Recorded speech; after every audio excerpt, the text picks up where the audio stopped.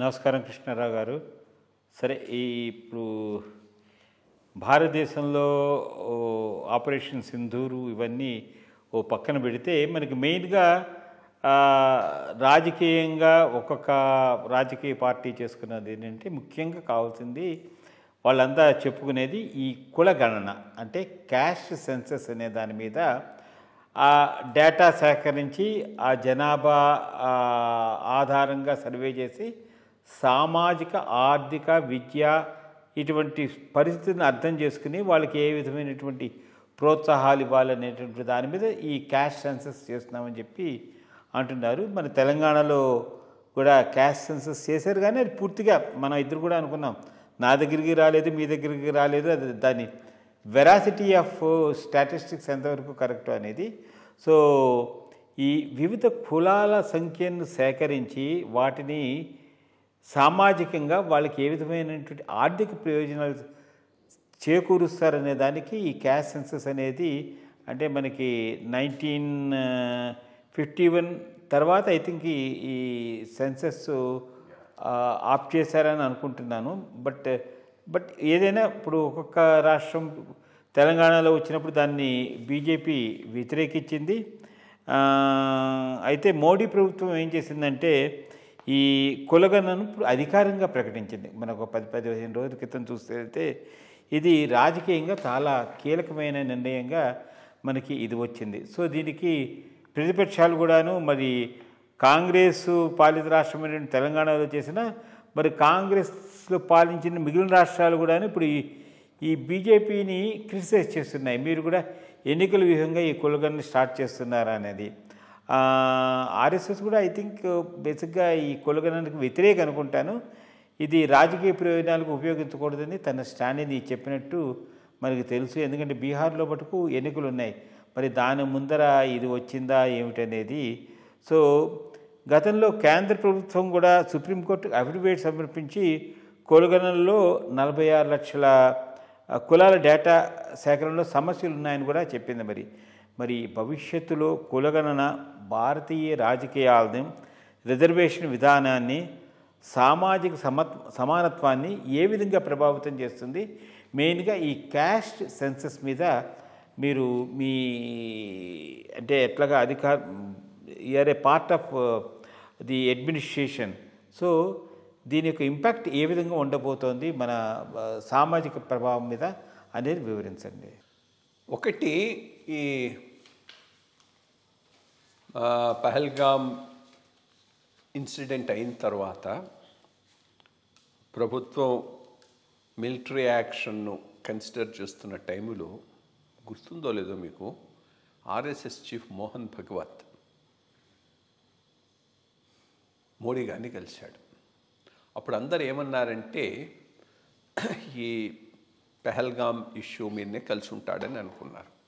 కానీ అప్పుడే నేను అనుకున్నా, ఇది పెహల్గామ్కి సంబంధించి కాదు, పెహల్గామ్కి సంబంధించి ఎడుదిరిగి క్లారిటీ ఉంది, ఇది ఏదో ఇంకోటేదో అయి ఉంటుంది అనేది నేను ఆ రోజు భావించాను. ఇది అయి ఉండొచ్చు, దీని మీద ఏదో ఒక డిస్కషన్ అయినట్టుంది, ఈ కులగణ ఇష్యూ మీద ఏ రకంగా ముందుకు పోవాలనే దాని మీద.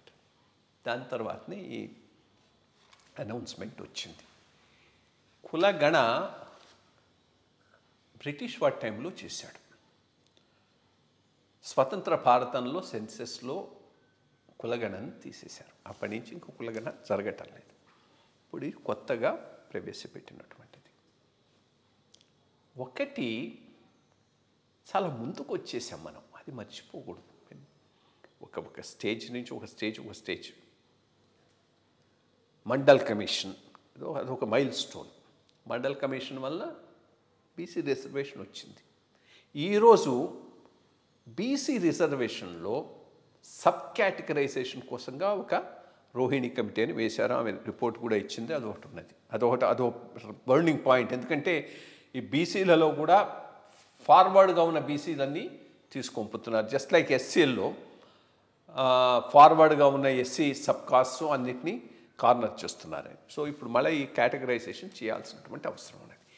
ఈ టైంలో నువ్వు కులగణను పెట్టి కులాల యొక్క ఎంతెంత ప్రపోర్షన్ అని చెప్తే అప్పుడు ప్రపోర్షనేట్గా మాకు ఏమి చేయమంటవచ్చు, సబ్ కేటగరైజేషన్ అడగవచ్చు. బట్ అది సరైన విధానం కాకపోవచ్చు.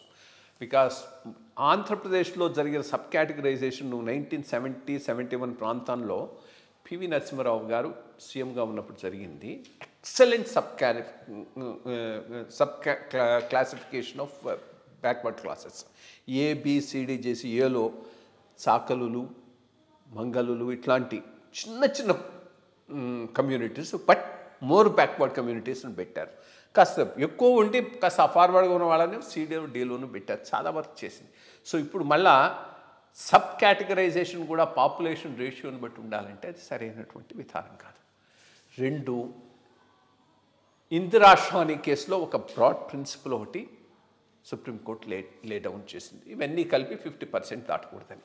ఇందుకు కొంత social justice with minority cost rights also reconcile చేయాల్సిన అవసరం ఉంది.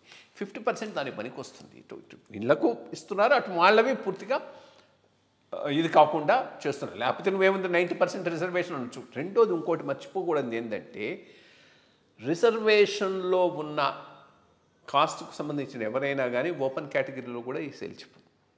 సో బై మెరిట్ వస్తే నువ్వు అక్కడ వస్తుంది, ఇక్కడ వస్తుంది. సో ఇట్స్ నాట్ జస్ట్ ఇట్లా కన్ఫర్మ్ చేయటం కూడా కాదు. సో ఈ బ్రాడ్ బ్యాలెన్సింగ్ ఒకటి అయితే అవసరం.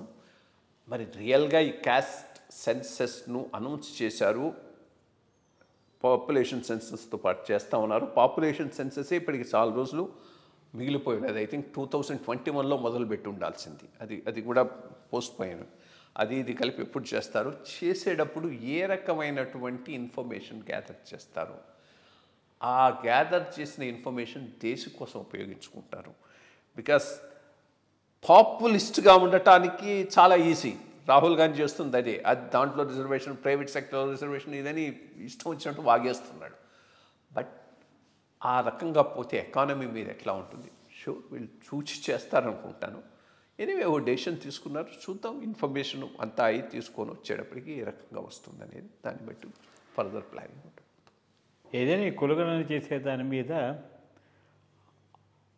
బ్యాక్వర్డ్నెస్ అనేది not by caste but by earnings, ఆర్థిక పరిస్థితి మీద చేస్తే అన్ని సమాజాలు అందరికీ సమన్యాయం చేసినట్టు అవుతుంది. మరి అట్లాంటి దాని గురించి చాలామంది ఫైట్ చేస్తున్నారు. మరి చూద్దాం. మోర్ ఇంపార్టెంట్ క్రీమీ లేయర్ ప్రిన్సిపల్ని ఇంప్లిమెంట్ చేయడం, అది కూడా చాలా చాలా important. So that really deserving పీపుల్కి వస్తే దాంట్లో ఏమి సమస్య లేదు, ఎవరికి అబ్జెక్షన్ కూడా ఉండవు. నమస్కారం అండి.